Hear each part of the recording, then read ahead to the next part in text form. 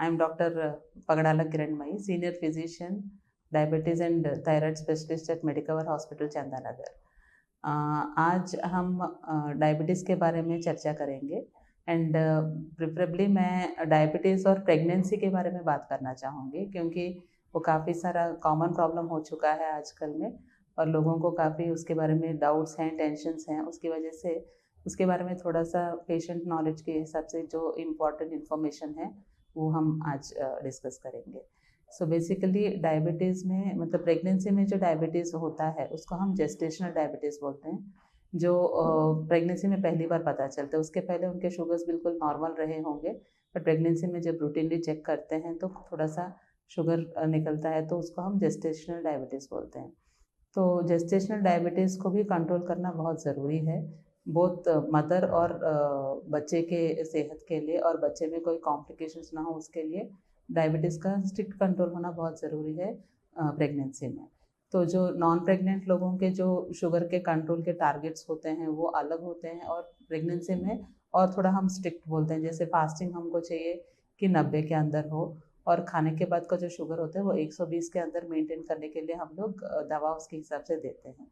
दूसरी बात यह है कि प्रेगनेंसी में जो हम डायबिटीज़ को ट्रीट करते हैं तो उसमें हर कोई डायबिटीज़ की दवा नहीं चलती, क्योंकि सारी दवाइयाँ बेबी सेफ नहीं होती। तो प्रेगनेंसी में हम कंपल्सरीली इंसुलिन को ही शिफ्ट करते हैं। इंसुलिन बेबी सेफ होता है, क्योंकि माँ जो भी लेती है वो माँ के सर्कुलेशन से बेबी के सर्कुलेशन में एंटर करता है, तो उसकी वजह से साइड इफ़ेक्ट्स ना हो ऐसे ही दवाइयाँ हमको चूज़ करनी पड़ती हैं। तो प्रेगनेंसी में हम केवल इंसुलिन ही यूज़ कर सकते हैं शुगर कंट्रोल के लिए। तो उसका जो मॉनिटरिंग होता है वो पेशेंट के कंट्रोल के हिसाब से डिसाइड करते हैं। कभी हम लोगों को हर हफ्ते बुलाना पड़ सकता है, कभी 15 दिन में एक बार, और अगर अच्छा कंट्रोल है तो महीने में एक बार भी चल जाता है।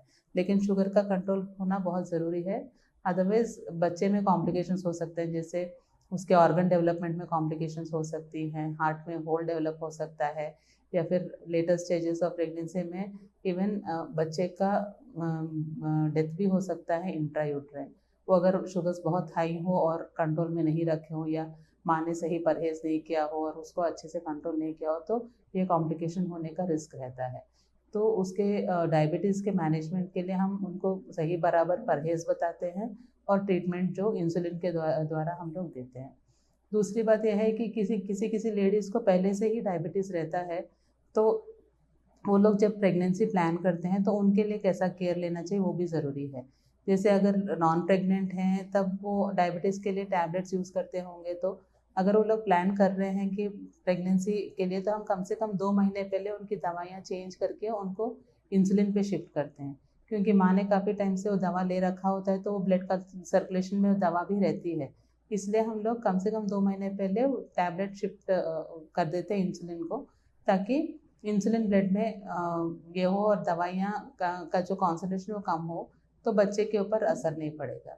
सो अगर कोई प्रेग्नेंट लेडी है जो एग्जिस्टिंग डायबिटिक है, तो उनको हम 2 महीने पहले से ही शिफ्ट करने को बोल देते हैं, ताकि वो लोग उसका नॉलेज रखें।